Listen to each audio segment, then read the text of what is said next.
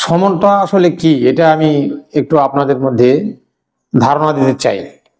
সমন হচ্ছে আদালতের একটা আদেশ। আপনি সমন পেলেন, সমন পেয়ে বিভিন্ন ব্যক্তিকে দেখালেন এবং তারা বলতেছে যে এই সমনটা এমন কিছু না, এটা কোর্টেও যাওয়ার দরকার নেই, এটা মীমাংসা করেন বাইরে। কিন্তু এটা আপনাদের ভুল ধারণা।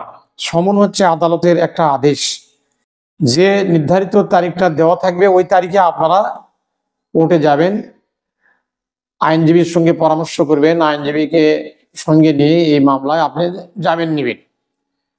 সমন পেলেই যে আপনাকে কোর্টে গেলেই যে আপনাকে কোর্ট হাজতে প্রেরণ করবে, এটা সঠিক নয়।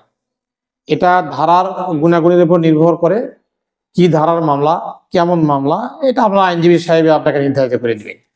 তো আপনি যদি সমন পাইলেন, আপনার সমনে যে নির্ধারিত তারিখটা দেওয়া আছে, অ্যাজ এ এক্সাম্পল হয়তো দেওয়া থাকলো যে আপনার ধার্য তারিখ 10/5/2025, এই তারিখে আপনাকে কোর্টে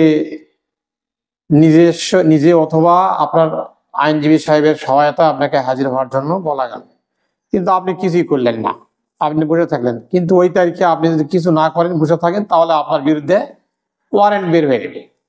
ওয়ারেন্ট বের হলে আপনার সমস্যা হবে। অতএব আপনাকে আইনজীবী সাহেবের সাথে যোগাযোগ করে আপনাকে জামিন নেওয়াটাই উত্তম।